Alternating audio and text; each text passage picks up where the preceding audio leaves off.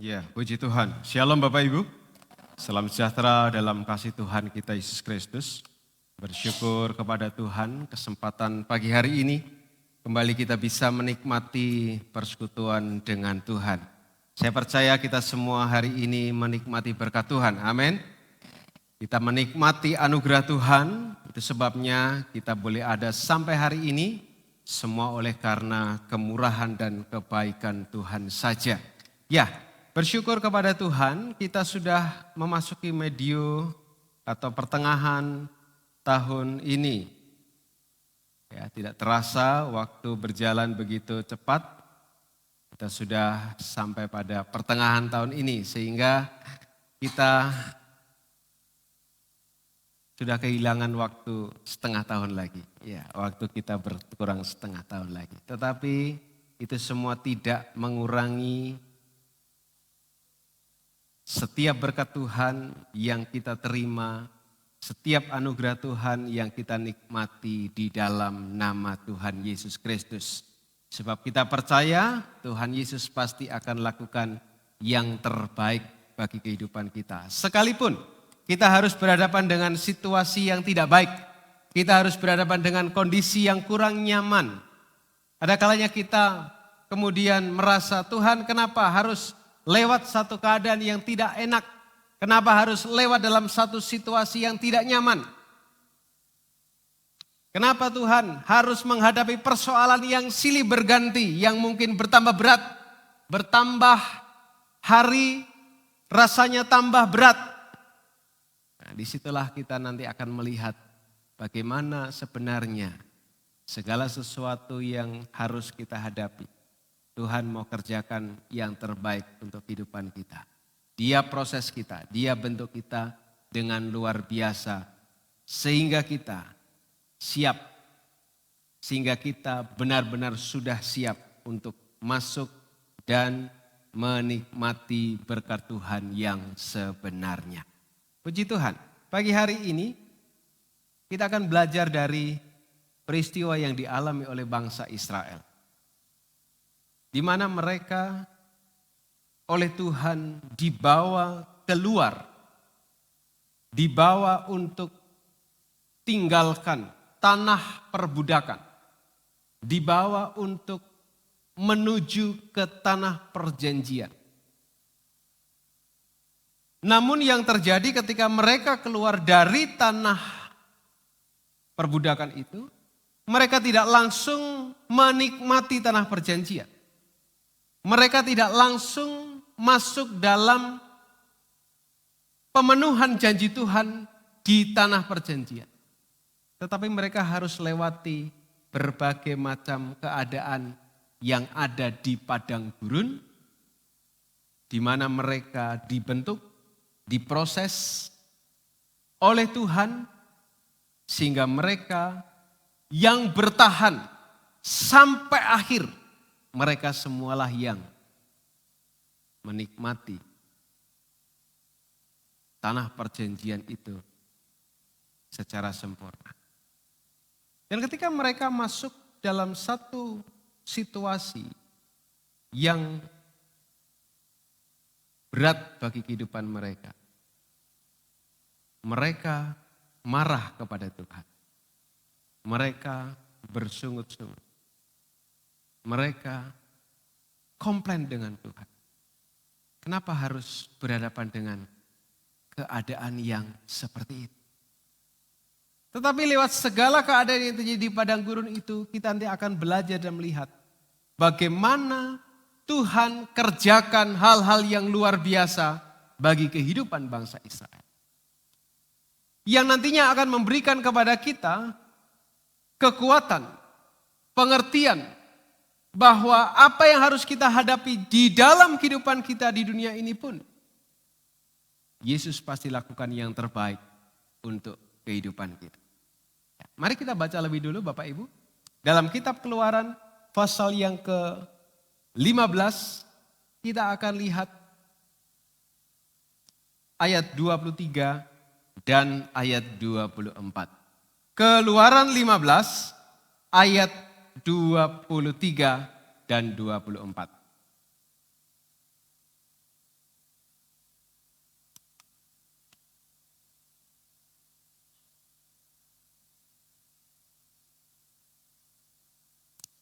Firman Tuhan dikatakan demikian.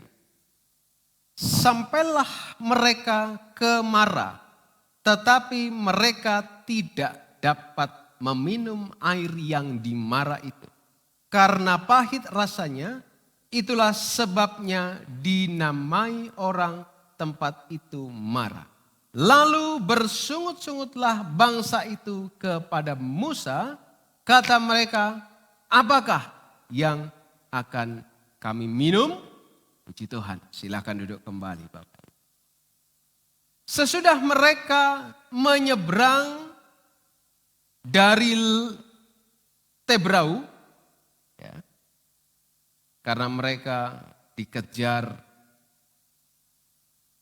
oleh orang Mesir, dan Tuhan loloskan mereka dari Laut Tebrau dengan cara Tuhan yang luar biasa. Tuhan belah itu Laut Tebrau jadi dua, sehingga orang Israel berjalan di tanah yang kering. Baru saja mereka melihat kuasa Tuhan yang besar terjadi dalam kehidupan mereka, mereka harus berhadapan dengan satu daerah yang kondisinya tidak bisa dinikmati. Mereka berhadapan dengan keadaan yang berat bagi fisik mereka. Kalau kita tidak makan mungkin masih kuat. 3 hari tidak makan mungkin masih kuat.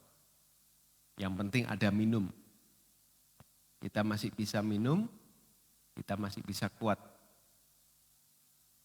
Tapi kalau sudah tidak ada yang diminum, tubuh ini akan kehilangan cairan, dehidrasi, akhirnya lemas, bahkan mungkin orang bisa sebut kalau sedang kekurangan cairan, kadang-kadang berhalusinasi. Ya. Berhalusinasi. Lihat hantu dikira Tuhan, lihat Tuhan dikira hantu. Gara-gara kehilangan cairan. Lihat daun kering dikira uang, lihat uang dikira daun kering. Nah, orang Israel sedang menghadapi situasi yang sulit. Mereka ada di daerah di mana mereka bertemu dengan air, tetapi air tersebut tidak bisa diminum. Mereka bertemu dengan sesuatu yang menyegarkan tubuh, tetapi tidak bisa dinikmati.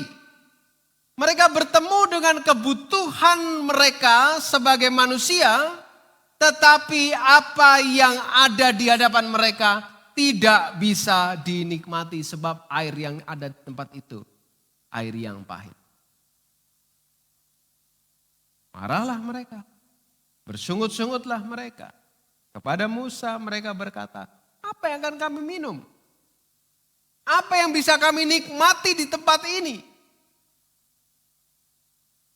Apa yang bisa kami rasakan di tempat ini?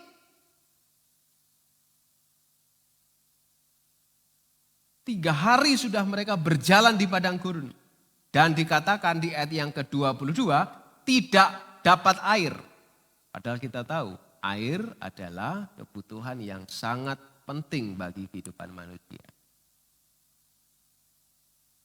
Di daerah-daerah yang kesulitan air, pemerintah mencadangkan air, memberikan atau buat tandon air besar atau mungkin buat sumur dalam.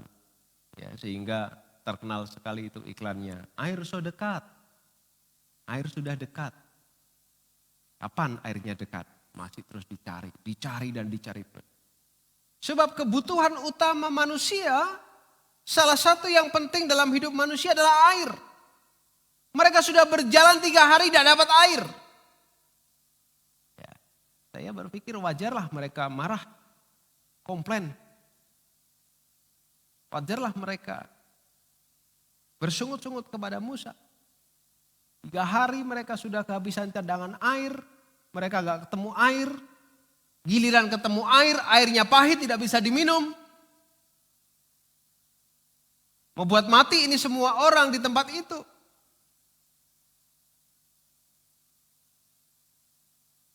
Tetapi lihat apa yang dikerjakan oleh Musa.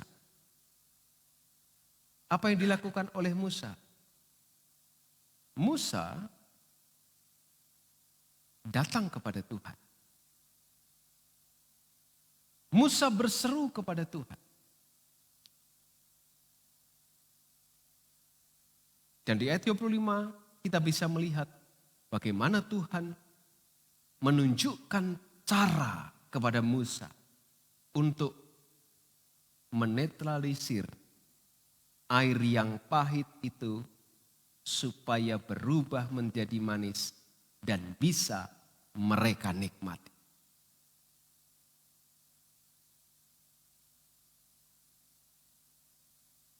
Tuhan izinkan orang Israel menghadapi persoalan dan persoalan.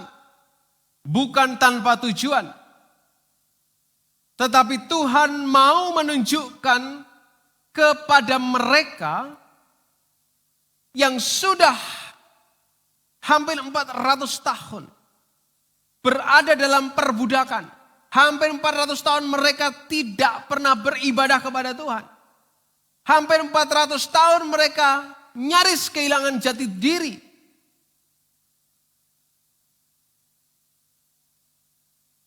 Tapi lewat cara-cara yang ajaib Tuhan tunjukkan sejak Tuhan datangkan tulah kepada Mesir. Mulai dari tulah yang pertama sampai tulah yang ke-10.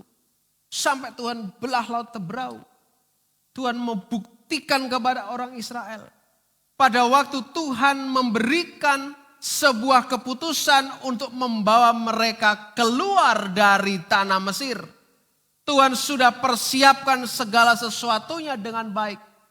Dan Tuhan buktikan itu terus dalam perjalanan kehidupan mereka. Tanpa terkecuali di Mara, di mana mereka tidak mendapatkan air yang layak untuk diminum. Di mana mereka tidak bisa menemukan kebutuhan utama mereka.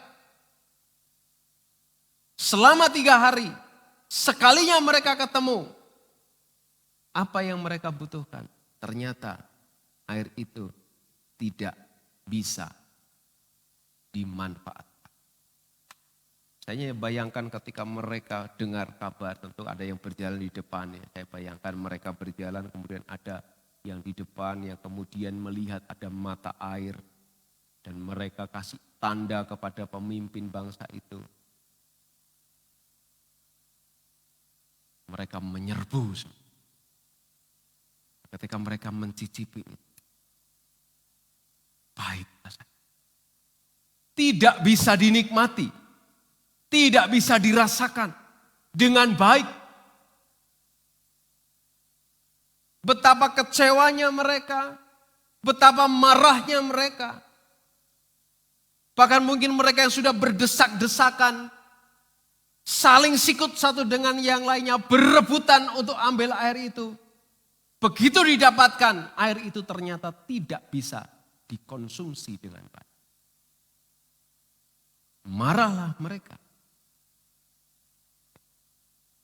kepada Musa. Tapi dalam bagian ini kita mau lihat bagaimana cara Tuhan diawali dengan cara Musa ketika melihat situasi yang sedang dia hadapi.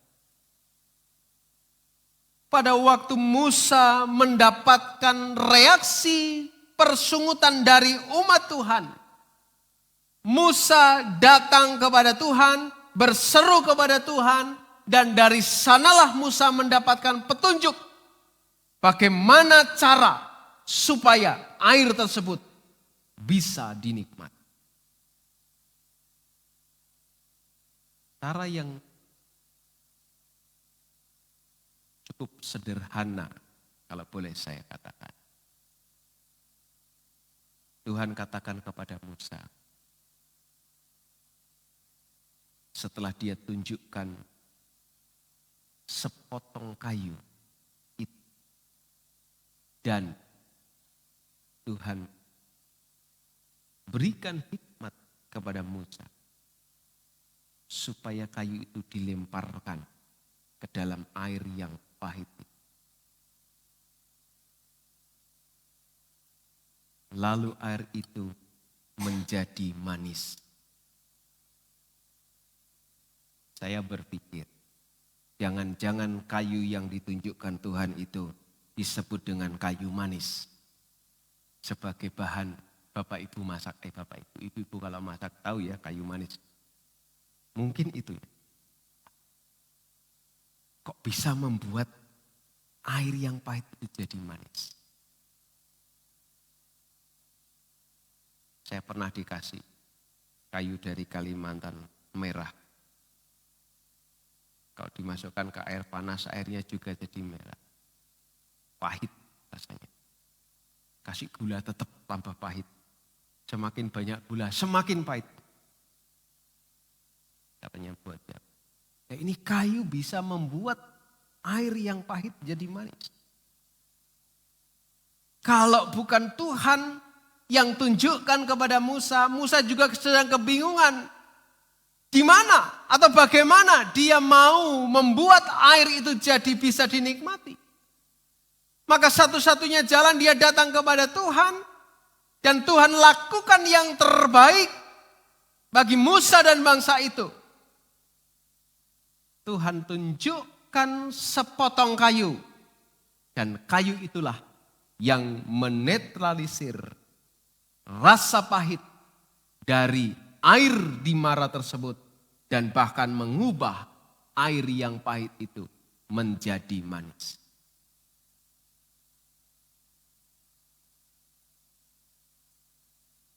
Kalau boleh saya analogikan kayu tersebut.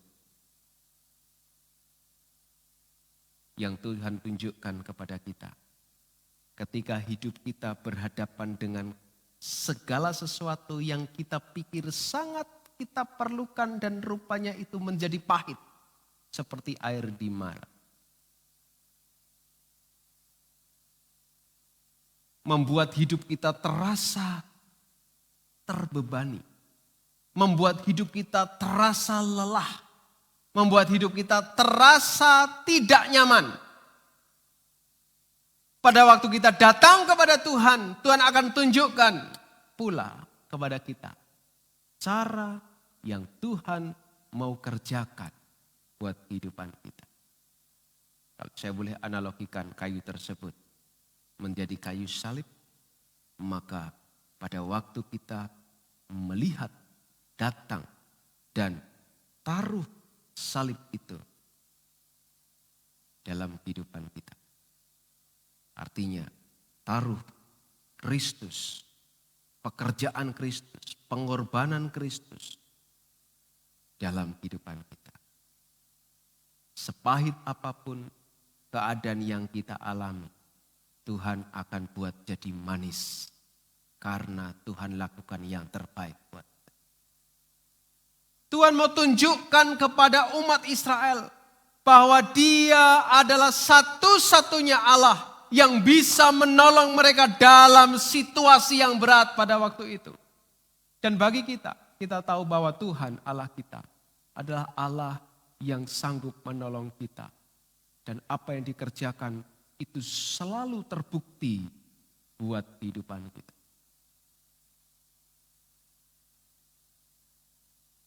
Firman Tuhan katakan dalam kitab Mazmur pasal yang ke-46.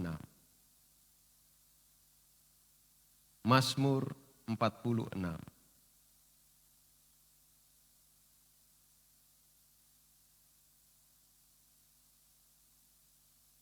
Ayat yang kedua dan ketiga. Allah itu bagi kita tempat perlindungan dan kekuatan. Penolong dalam kesesakan sangat terbukti.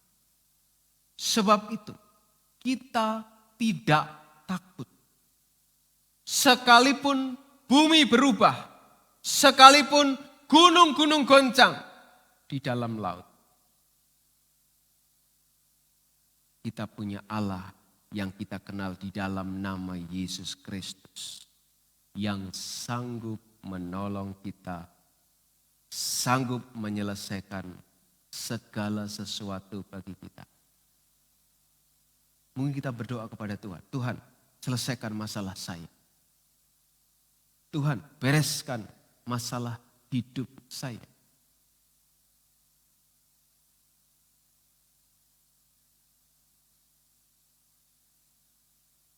Apa yang akan Tuhan bereskan lebih dulu? Yang Tuhan akan bereskan adalah bukan masalahnya, tapi hidup kita yang akan dibereskan lebih dulu oleh Tuhan. Ketika kita berhadapan dengan situasi, keadaan, kehidupan yang berat, yang Tuhan bereskan seringkali bukan situasi tersebut, tapi yang Tuhan bereskan adalah hidup kita. Supaya kita bisa melihat situasi keadaan tersebut dengan cara Tuhan. Kalau kita kembali kepada Keluaran 15 tadi. Ketika orang Israel bersungut-sungut kepada Musa,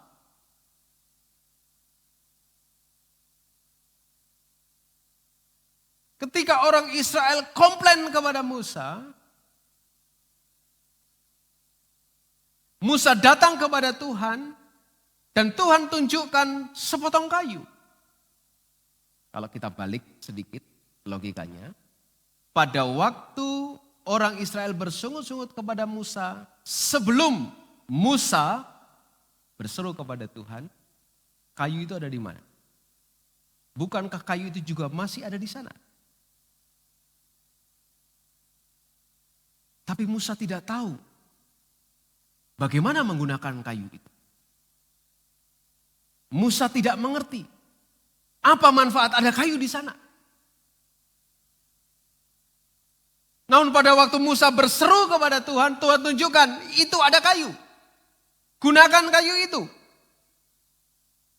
untuk membuat air yang pahit menjadi manis.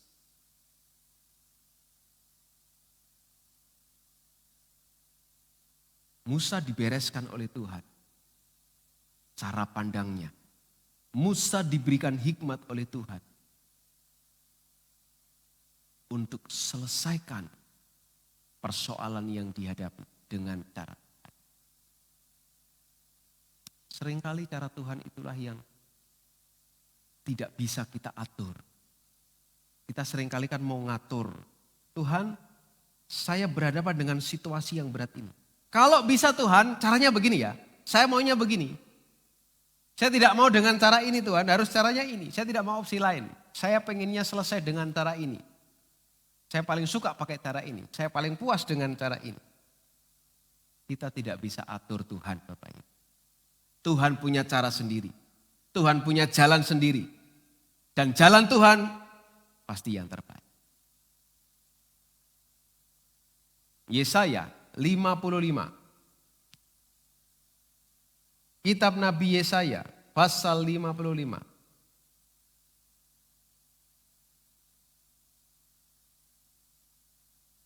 Ayat 8 dan 9. Sebab rancanganku bukanlah rancanganmu dan jalanmu bukanlah jalanku. Demikianlah firman Tuhan. Seperti tingginya langit dari bumi, demikianlah tingginya jalanku dari jalanmu dan rancanganmu dari rancanganmu.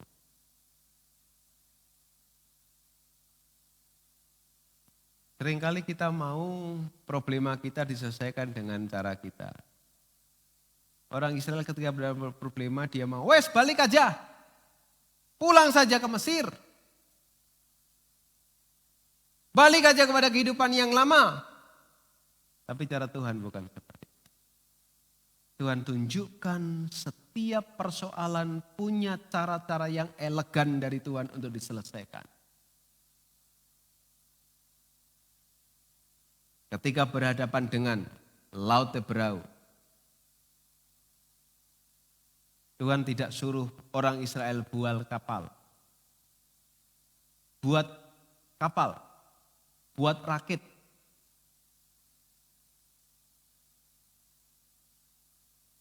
untuk menyeberang.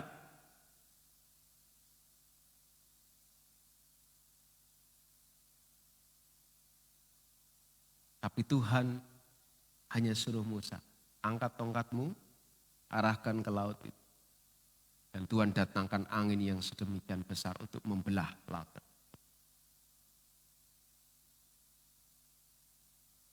Dan kalau saudara baca terus setelah dari peristiwa mereka tidak punya air itu. Mereka sempat kehabisan air lagi, mereka berhadapan dengan situasi yang sulit lagi.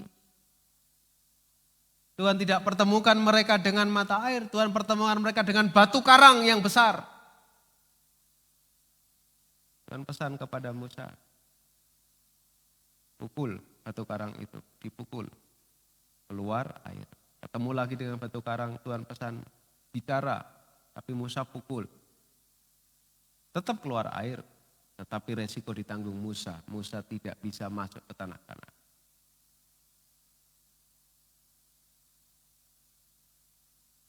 Tuhan selalu punya cara yang elegan untuk setiap persoalan kita. Karena Tuhan pasti lakukan yang terbaik dengan caranya yang luar biasa untuk kehidupan kita, maka kita tidak usah ngatur cara Tuhan. Biarkan Tuhan yang bekerja menurut bagiannya. Bagian kita kerjakan, bagian Tuhan yang kerjakan. Kita enggak usah ikut-ikut. Apa itu bahasa yang lagi ngetren sekarang ini. Kita enggak usah cawe-cawe. Ya, kalau sudah cari lagi trending itu bahasa itu, cawe-cawe kata Pak Jokowi. Kita enggak usah cawe-cawe dengan cara Tuhan. Tuhan pasti akan lakukan yang terbaik. Kalau kita ikut jalan Tuhan, sekalipun ada yang mencoba untuk memblok, menutup, mengkacaukan, percayalah, tangan Tuhan lebih kuat daripada tangan setiap manusia yang mencoba untuk mengacaukan kehidupan kita.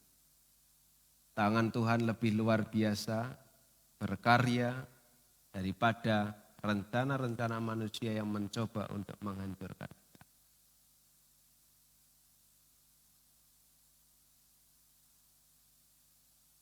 Maka apa yang perlu kita lakukan ketika kita berhadapan dengan keadaan situasi yang seperti itu?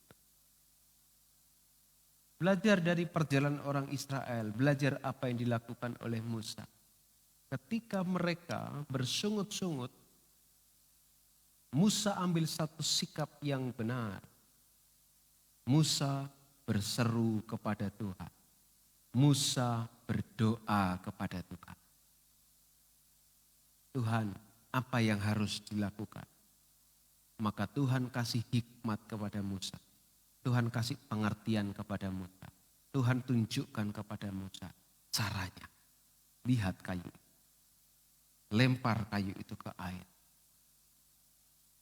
Tidak masuk akal, cara.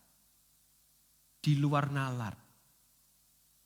Tapi itulah yang Tuhan kerjakan untuk umat-umat.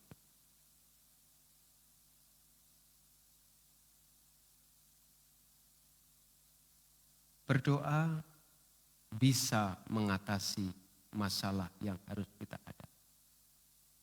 Ketika Elia berdoa dengan sungguh-sungguh, dia minta hujan. Berulang kali dia berdoa.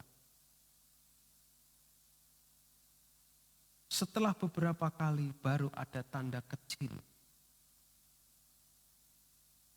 Ada sedikit yang dilihat ada awan.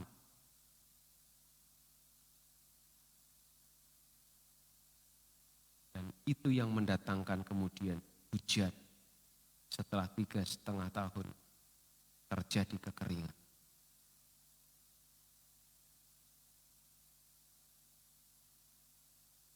Musa berhadapan dengan air yang pahit di Mara. Dia berdoa. Tuhan tunjukkan cara. Tuhan berikan hikmat. Dia buka pengertian. Tuhan tunjukkan kayu itu bisa jadi cara yang dipakai oleh Tuhan untuk buat air yang pahit menjadi.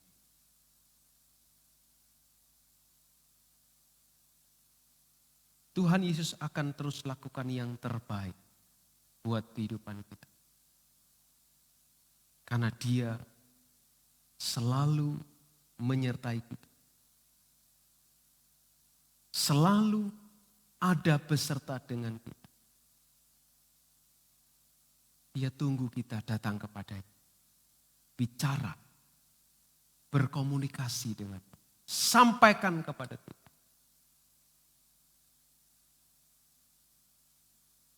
Maka Tuhan akan tunjukkan kepada kita hal-hal yang harus kita lakukan. Hal-hal yang harus kita kerjakan untuk mengubah diri kita, mengubah cara pandang kita, dan mengubah apa yang terjadi dalam kehidupan ini dari yang tidak bisa dinikmati menjadi yang bisa dinikmati. Bersyukurlah kita bisa berkenal dengan satu nama yang luar biasa, yaitu nama Yesus. Nama yang menjadi jaminan bagi kehidupan kita untuk kita bisa hadapi setiap persoalan. Dia sendiri yang berkata kepada kita, mari datang kepadaku, hai kamu yang letih, lesu, berbeban berat. Aku akan berikan kelegaan. Yesus siap lakukan yang terbaik buat kita. Dia selalu tunggu kita datang kepadanya. Dia selalu tunggu kita berseru kepadanya. Dia selalu tunggu kita untuk cari Dia dan mendapatkan pertolongan dari Yesus. Pasti lakukan yang terbaik untuk kehidupan. Dialah penyelamat kita. Dia sudah berikan hidupnya untuk keselamatan kita. Dia akan menghibur kita, Dia akan menolong kita. Mari pemain musik singer maju ke depan.